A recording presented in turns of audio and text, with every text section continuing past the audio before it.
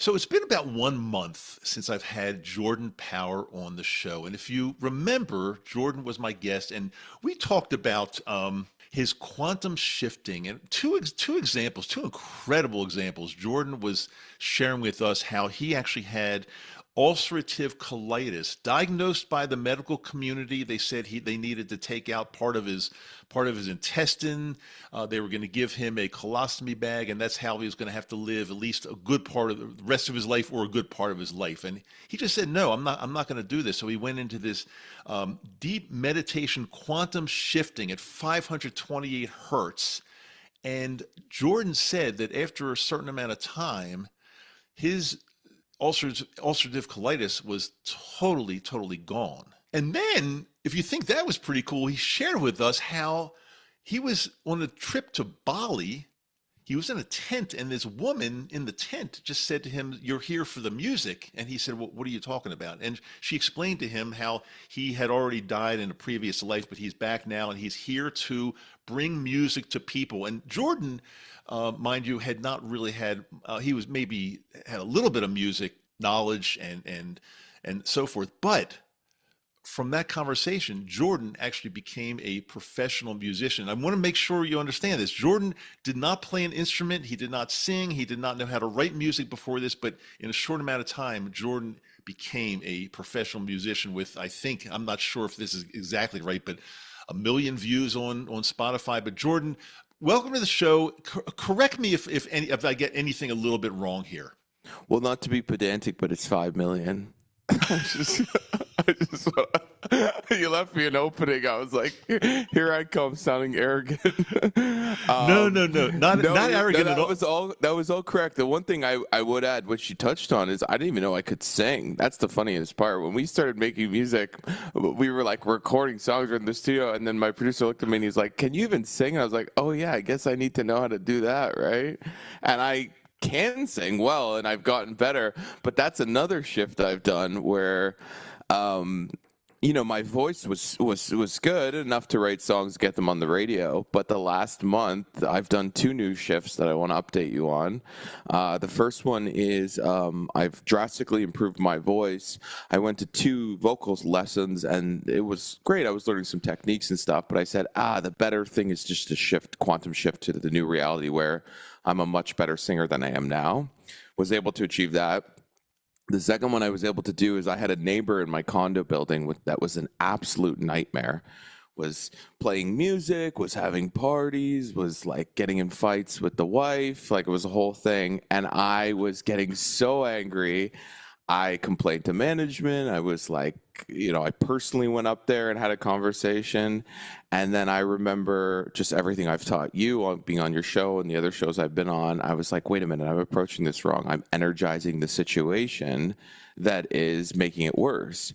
And so what I did was I meditated for 2 days to create a reality in which they had moved out, the person. And that I didn't have to, the circumstances don't matter, right? Not of my concern. I'm just shifting to the reality in which they don't exist. I don't know why they would move out. I don't know if they went to Europe, whatever. And I went from hearing them multiple times a day blasting rap music to I haven't heard them for about 35 days. I don't know what happened. I haven't seen them. It's the craziest thing. And so yes, those are 2 specific examples that I've been up to, and I know you've been up to some stuff as well. So wait a minute, I just want to make this really clear. I want to make sure I'm hearing this right. So you pretty much came into through quantum shifting. You no longer have ulcerative colitis. You became a professional musician with no prior knowledge or experience, Yeah. and now you had like a horrible neighbor who was just disrupting your life. And through 2 sessions, that neighbor has not been heard for many days. Correct. So for a lot of people that were listening, I had some people reach out after your show. Some people wanted me to coach them metaphysics. I've had that happen lately. And I'm open to that because not really even for the money. I just like helping people. They can go to graysmokemedia.com, just email me. But yes, I realized in a lot of this, and I've kind of gone through iterations since I talked to you. That's why I was excited to talk, because I'm also evolving every time I learn new things and see what I was doing wrong. The meditation is great and the visualization is great to allow you to live in the end. But we talked about last time the affirmations, the meditation, all this. It's really more your state of being that you want to get into. You just want to live like you're already in the new reality. For example, if you wanted a Mercedes and it was already in your garage, you wouldn't be constantly meditating and thanking and be grateful for the Mercedes. It'd just be, yeah, of course, that's it. So what I did with him was I just kind of, when I started hearing the noises and stuff like that, I kept being like, oh, it's not a problem for me because he's moving out and I'm not going to hear from him anytime soon. And then I would do that multiple times a day. And I'd wake up and I'd be like, I'm so grateful that he's not here. I don't hear him. And then it just became my reality, which is the craziest thing because it was a constant, I was being inundated with constantly these kind of disruptions. And so that's largely what we talk about more is the quantum shift to the new reality. Just live like the new person, live like you're already there, and ignore everything else that you encounter. Well, let me share several things with my quantum shifting that I've attempted at least since we last talked because I promised you that since our last little episode together, I was going to go ahead and meditate at 528 hertz every day for 30 days, and then we get back together. So here we are.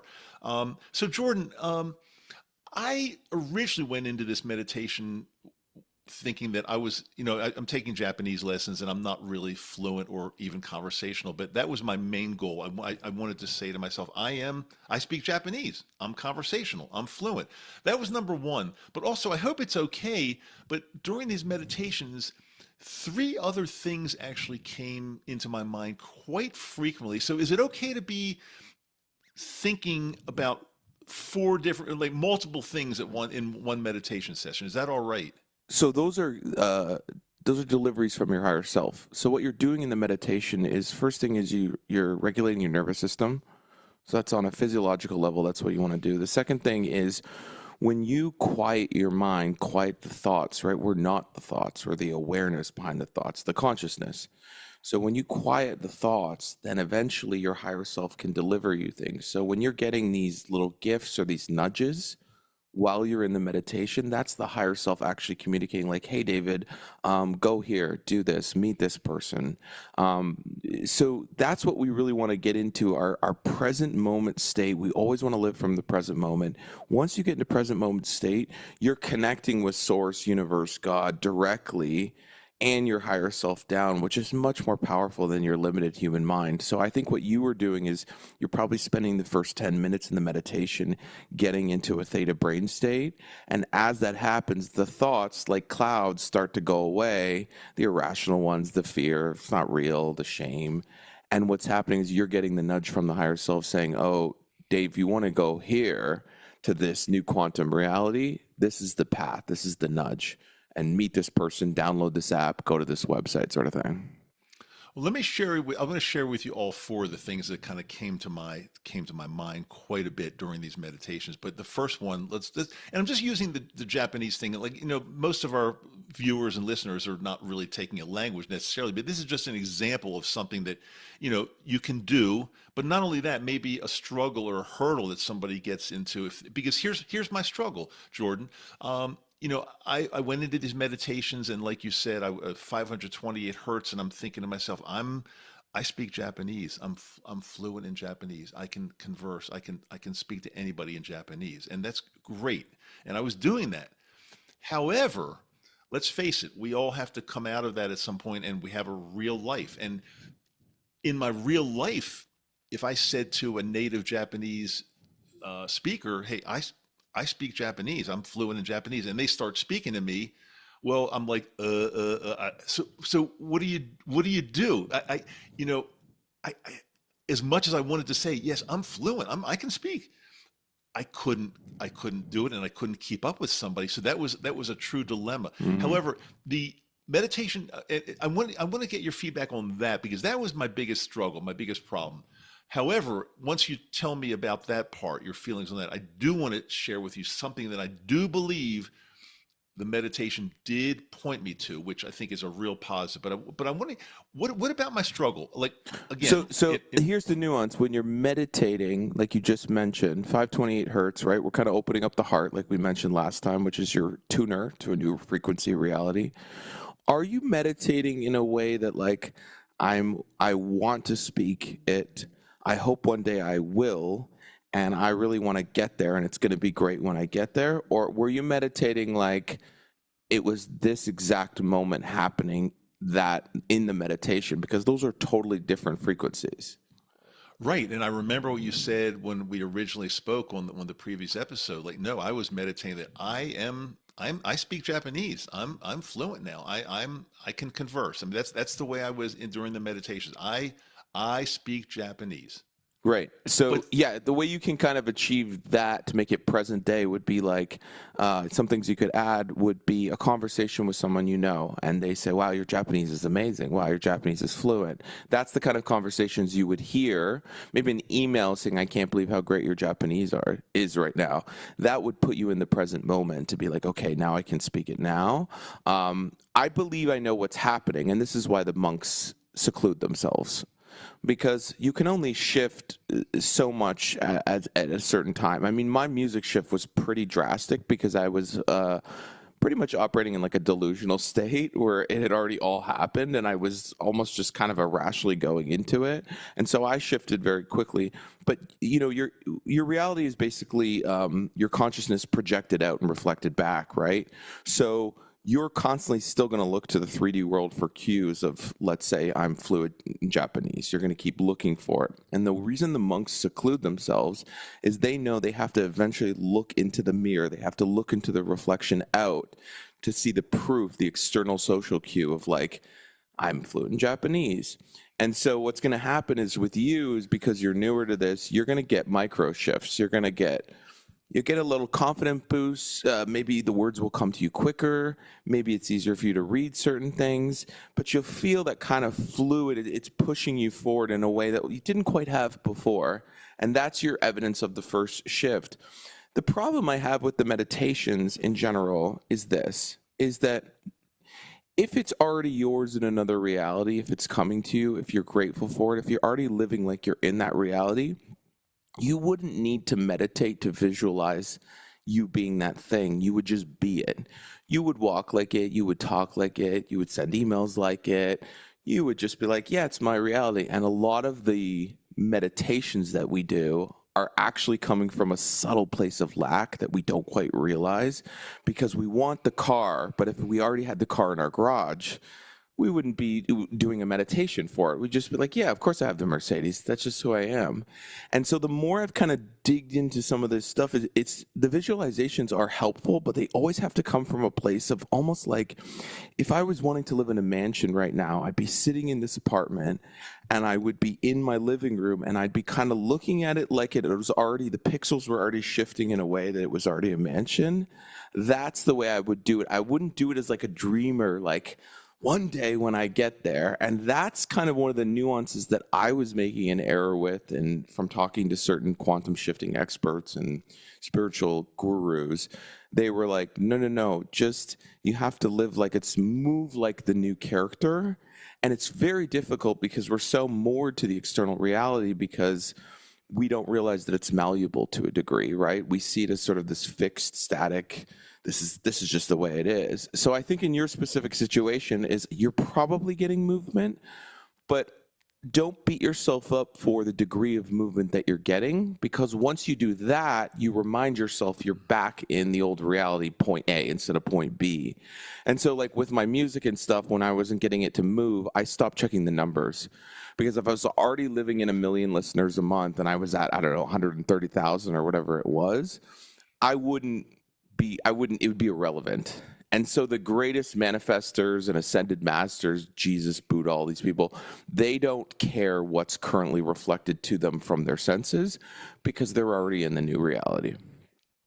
I want to comment on that in a second. I want to make sure I get back. That's really an important point you just made. However, I want to, with the Japanese, I just want to share one more thing with you. Then we'll move on to the three other things that I was meditating to, or at least came to my mind during the meditations. So early on, it might not have been the first day or two, but I'd say within the first week of this 528 hertz meditation with Japanese, um, it's really a little bit strange. So, Jordan, somehow there was some type of shift, and the universe did point me to this app on my VR headset that I've got, which I don't really use for the meditation necessarily, but it's shared with me somehow that hey, there's a Japanese lesson that you can take in VR, and it's like you're immersed in this classroom and you're speaking Japanese. So, and I started doing that, and I've been doing it now for probably the last 3 weeks or so. That probably again probably took a week or so for this to come to me, but that in itself, again, I'm not, and I know I'm in real life here. I'm speaking to you. I'm not going to say I'm fluent, but that's actually helped me quite a bit. So Mm. again, you talked about like maybe like there are you notice like little shifts here and there. Well, that was a not only a little, but I think maybe a pretty big shift that started right after I started this meditation. So it definitely pointed me to something that I didn't know about at all. Yeah, so you were visualizing moving from point A, which is, your current to your future, but time's not real, it's not linear, but you're just shifting your awareness. So you're visualizing, and the higher self says, well, I know the best route to get you from point A to point B because I'm infinitely more intelligent than you'll ever be because I'm drawing from source energy, God, etc. So it's saying, knowing you and knowing you think you got to do it this way, I'm nudging you to do it this way. And so the way that we get to certain new realities, I've seen it with my music, it's more circuitous than we thought it would be. We thought it would be sort of go here, here, here. And then, we see movies, we think that's the path. My path to getting the people that I've met, the song titles, everything that's happened is extremely winding. And I've just kind of like gone with it. And a huge part of all this is detachment, trying not to control it, trying not to understand how it will happen, trying not to wonder when it's coming, which is lack energy, just settling in. But we're so traumatized by our life, our ego, and everything we go through, is we think that if we constrain it and we hold on tight, that'll make it come. And that's actually the worst way to move towards that. So it's really about how long can you go through your day and take a journal entry and say, how many times am I in low vibration emotions? How many times am I fearful? How many times am I angry? How many times do I have shame? Do I have guilt? And once you start to get those emotions out of your body through, energy work and different things you can do, you feel it move quicker and easier. Getting back to what you just talked about a little while ago about checking your stats on Spotify, because you wanted to get to millions, but you didn't have millions yet, so you decided that I'm not going to keep obsessing over these stats. Well, a few weeks again, this was into my meditation a little bit, but and one of the things that kept coming to my mind during my meditation was how can I make my podcast better? I mean, I'm trying to reach as many people as possible that are having mental health issues and want to learn about microdosing, microdosing psilocybin or microdosing LSD or whatever. So I was walking into this grocery store, not even meditating, not just doing my business, just going in, getting some stuff. And just as I was entering the grocery store, Jordan, this voice, or whatever you want to call it, came to my mind very, very, very clearly. And it said, David, stop looking at your fucking stats. Mm. And then it went on to say, do the right thing. You know exactly what to do. Then the stats will come. And it knew that because I sometimes do obsess over stats. We all like to look to see how many people watched a certain episode, our trends, and it basically said, "Hey, stop looking at the stats. You know what to do. You know the right thing. If you do the right thing, the stats will come." So that was Right. like really amazing. Yeah, and well, two things. First of all, we're so, we more our external view of, or our internal view of ourselves to the outward world, right? But it's everything I'm saying. It's like it's all an internal game. So I'll give you an example. Why a lot of celebrities go up, you see them go up really fast and then they crash, particularly in music. This is actually what's happening when we talk about from a reality creation perspective. Reality is projected out from your headset meat suit. What's actually happening with these celebrities, there's one in the UK, I believe his name's Lewis Capaldi. Great singer, really had a meteoric rise and then just completely crashed. What the celebrities that last, it's because they have a strong internal view of themselves. And so what happens with someone like him is he doesn't really think he's a star, and he grew so quickly he never saw himself as that when he was younger. So his internal view is like, I'm just this guy that got lucky. So he becomes extremely moored to external validation. He needs the outward projection to validate him over and over and say he's great and he's a star over and over. And then what happens is, it goes up and down. That's just the universe. And as it crashes, he really crashes, and he really crashed out. He couldn't perform. He had mental health issues. And I think a lot of that is he was so into, I need this feedback loop going on from the external world to tell me I'm great, to tell me I'm perfect, to tell me I'm wonderful. I need that. And when that goes away, I'm in trouble. Versus you see someone like Serena Williams, her dad says when she was 6 years old, she always knew I'm the best in the world, and I'm not going to ignore everything else that says that I'm not. And she stayed all the way through to be like a superstar. And so I think in your situation, it's two things. First of all, if you're trying to be the guy who has, I don't know, let's say it's 150,000 subscribers or whatever number you want to get to, you have to move like him. And he would ignore any voice in the head that's like, I really want to get my numbers up. I really want to get my numbers up, because he's already in the new reality. So if he's in the new reality, he's cruising. So that's one part of it. And I think also when that voice you say, it's your higher self telling you to basically let go and to detach from outcome. You have to be okay now with your life and who you are internally and your podcast for you to move into the new reality. The more you constrict the energy and try to make it work and force it, it's not working. That's what's going to block you. And I struggle with this too. I'm not sitting here like I'm Gandhi. I struggle with a lot of this stuff. And I was checking my numbers and I was doing all this stuff. But the second I just had fun with the music and had fun with what I was doing, it's easier that way. But, don't beat yourself up. You got to have self-compassion, because the way we're built and the way we grow up, we're not taught any of this stuff. We're not taught hermetics. We're not taught about the laws of polarity in the universe. We're not talked about, no one's talked to us about quantum mechanics. Like, we just kind of grew up in this matrix, let's say. And you're doing well. I think that you will see more and more shifts, but you have to keep catching your thoughts. When the thought comes in, just, it's fear, doubt, oh my God, it's not working. Just breathe it out. Just a couple breaths, get back to the present moment, let it float by like a cloud, and then start living as David 2.0. And the third thing I want to share with you, this might be, I don't know whether it's the most amazing or not. Again, it's something that just came to my mind during this meditation, is my personal health. And that's very important to me. And somehow, Jordan, actually, this just happened within the past couple of days. And remember, I've been meditating, I've been doing this for at least 30 days now since we last spoke, but just in the past couple of days, this, I don't know whether, you'll tell me whether this is some type of quantum shifting or not. But again, this voice that I heard very, very strongly said, David, you reached your peak age about 2 to 3 years ago. And so you're old as you would ever get 2 or 3 years ago. Now, from at that point, now you're getting younger. Yep. Now, here's my question.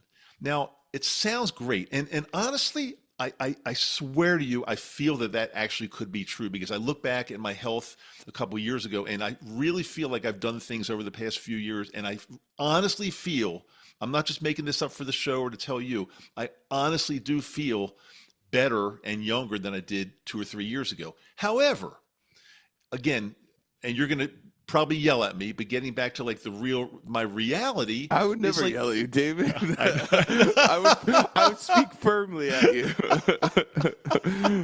but okay.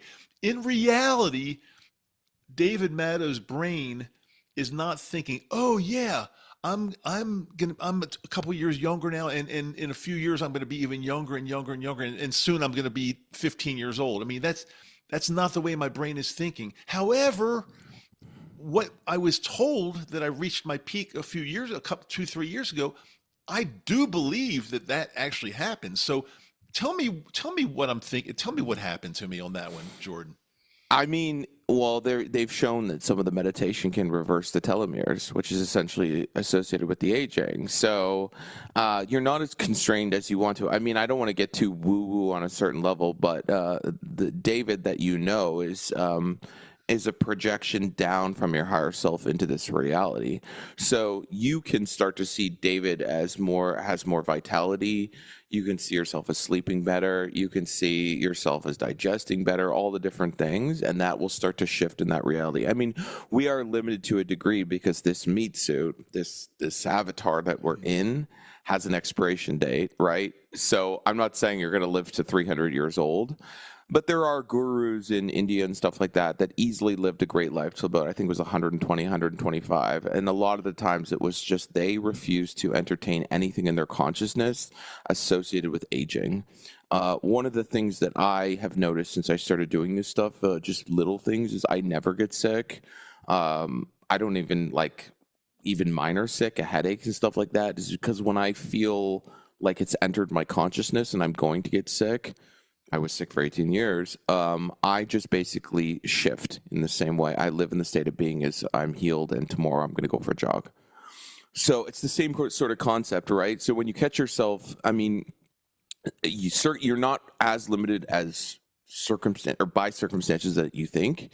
Obviously, you're in this body and you have a limited amount of time, but anything is truly possible. If we think about what we talk about me on the music and health side of things, whatever you think of yourself, whatever you project out into your experience from your headset, let's say, will be reflected back at you. So some people have gone through, I've seen on YouTube, like physical changes. They've changed the way their hair looks, their face looks different to a degree. They'll listen to subliminals and their nose will get smaller. That's not necessarily that there's an objective reality where their nose got smaller. It's that what they projected out to themselves in their matrix is a smaller nose. So if you think about this, the extent of where you could go with this, I mean, people manifest lottery wins, they manifest healing their cancer, they manifest all these different things. The limits of your conscious, you're not really that limited by your consciousness. So as you expand more and more, you'll start to realize, catch yourself when you're like, oh, God, the traffic, I'm never going to get a parking spot. Catch yourself and just kind of do what I do as I go, oh, it's my reality, my rules. And I start to adjust back. And so don't think you're limited to a degree. I love it. How about from this new knowledge I've gained today, at least? How about I'm going to check back with you, and I'll give it another 30 days, and we'll see where we stand. And I hope to report some really interesting and cool stuff to you. I honestly think I think you're starting to shift in a really beautiful way. It's just, it takes a lot of time to shake yourself out of your old ways, your bias, your ego, your patterns. I think you're killing it. I think you got it. I mean, I'm as much as I'm a little more advanced in this than a lot of people, and I've been able to help people. I still struggle on a daily basis. I'm not like going through life really easy. Life is way easier than it used to be in a lot of ways, but I think it's a constant struggle, and it's a constant struggle with your thoughts. It's your thoughts. When you can stop the thoughts, when you can stop energizing the thoughts, when you can live in the present moment, that's when heaven on earth will start to come to you. Really interesting. We're going to get back to that after another 30 days. However, Jordan, when we just chatted for a few minutes before we press record here, you said something to me, and I hope I get this right, about you did some type of a combo something, and I don't remember exactly the next word, how that works, but something that it sounds like it was pretty darn profound. Tell us about that. So combo itself is not really technically a psychedelic. It's more of a detox agent. And so in South America, Amazonian tribes and whatnot, they take the venom from a frog, and what they do is they make little burns in their skin. So using a stick with some fire, just make little dots on their skin, apply this venom to them. And then usually in about 2 minutes, you will get what feels like a bad case of food poisoning coming on. It is pretty intense. You will feel hot. You will feel your heart beating pretty quickly. Sort of a feeling like if anyone's ever done a niacin flush, very similar sort of feeling, almost like your heart's beating in your head. And then not always, but there's usually a purging. So it's usually about a 15 to 20 minute period where you are purging, vomiting or the other area. So yeah, I did it for 3 times. The first time I puked for about 15 minutes. I had fasted, so it was not your traditional vomiting, which was nice. The second time, I don't know how to sugarcoat this, but it was the craziest bowel movement of my life. I did not puke. It was a demon from hell that came out of my body. It was, I don't want to get too graphic, but that's what happened the second time. And then the third time was also some vomiting. But what you're getting with this is so tons of science behind this. If people want to pop it into ChatGPT and learn about it, there's a ton of different peptides in there, stimulating your liver, cleaning out your liver, your immune system. All different cool the peptides are crossing the blood-brain barrier. I was reading all about them the other day. I didn't know the specifics of the science behind it, but spiritually, what people believe is before you go on any psychedelic journey or you want to kind of expand more, you would do this, and it was incredibly cleansing. The next morning when I woke up, I will tell you, it felt like I was like 12 years old again. You know that feeling where you just pop out of bed and you're just ready to tackle the world? And I was like, I missed that. I haven't seen that for a long time. My immune system, my vitality is great. A lot of people say they do it, and for 5 to 10 years, they don't get sick at all. Um, so it's just kind of a shock to your system. I'm hoping to kind of do some more psychedelics and stuff. So I was using it as more of a cleansing thing. And it's a little bit wacky, but I know your audience is higher consciousness, open-minded. But when you Google it, it tells you that you're going to die because one girl died in the past 10 years of probably, I don't know, millions of people that have done it. And so, of course, there's those kind of horror stories on the internet. So I can only give you my anecdotes. But yes, it is fascinating. And it is fascinating to admit to someone that you paid someone to put frog venom on you to puke. It's it's kind of almost embarrassing to say that. So you just answered my question. I was going to ask you whether, first of all, I wanted to know like why you did this, like what brought you to do this, and secondly, my other question, which you just answered, was, is this the type of thing you did on your own? Are you touching the burning thing to your arm, or are No. you going to some type of a I don't know if shaman's the right word, or some type of facilitator that's doing this for you? Correct. There are people that are, specifically trained in this. There's a lot of things about like disinfectant and stuff. You don't want to necessarily be, just doing it yourself. Some people do it to themselves, but I also am doing it with a person who is not only just doing this in a way of cleansing, but we're doing a lot of integration sessions. It kind of contradicts my 5D consciousness thing I told you earlier about if you constantly identify someone who's healing, you will stay in that reality and you won't shift properly. But I also do believe there is an argument for some of the shadow work and some of the trauma that we've stored in our bodies our whole lives. There's a great book, The Body Stores the Trauma, or something like that. It's a very, very popular book. Your audience can find it. And it's talking about how basically we store everything in our muscles. And since I've been doing the combo, I've been doing these integration sessions in tandem with it because I'm trying to figure out what I still have stored in my body and what I'm trying to release. And I've had really dramatic oscillations, ups and downs, positive, negative, extreme anger, extreme fear, almost irrational. And this guy has really helped me say, this is normal. This is what you're releasing. Some people in the middle of the combo session, they cry their eyes out, they scream into a pillow. You're releasing stored energy, stored trauma in your body. And so that's been kind of, I wouldn't advise doing it without someone who's skilled in integrating these emotions and popping them. And we call them like bubble popping, where you address them.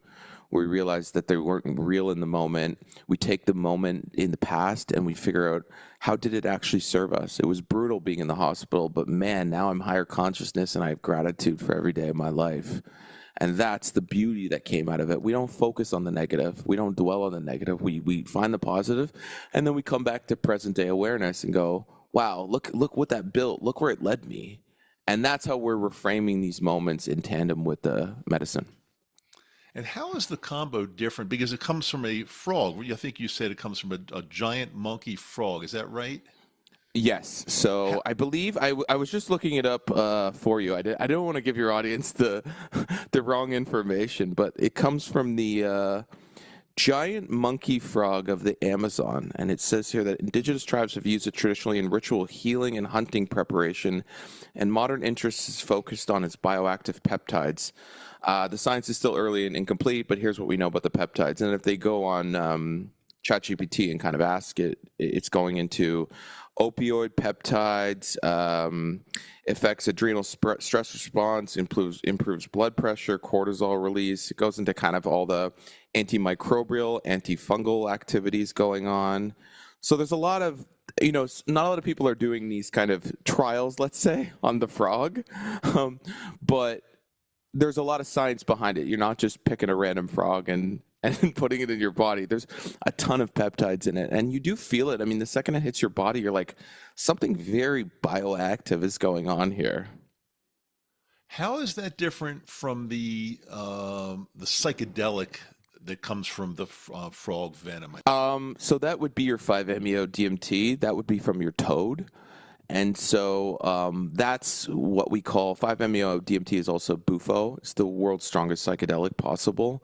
They also call it the God molecule. And I haven't personally done that. I'm hoping to do that very soon. I think one of the things I struggle with, and I'm sure a lot of your audience struggles with, is we don't want to kill our ego, right? We need it to function in this 3D reality, but we certainly want to quiet it. And one of the things about the DMT is you can start to quiet the ego. You could do it through mushrooms, you can do it through LSD, all these different things. You're quieting the monster mind, right? And so what I'm hoping to do with this session of Bufo is to kind of obliterate the trauma that I still have, and the fear, and the moments where I try to shift into my new quantum reality, and the ego tries to keep me safe and pulls me back and goes, here's all the times it didn't work, Jordan. Here's why it won't work. Here's what society says. Here's what your parents said. Just goes through all that. And what I'm trying to do is quiet that mind and get connected to the higher self. Very much like you when you were talking about, I was served this little nudge from my higher self. Go to this app. Try this. The secret to my podcast doing well is to detach and stop caring and just enjoy the moment.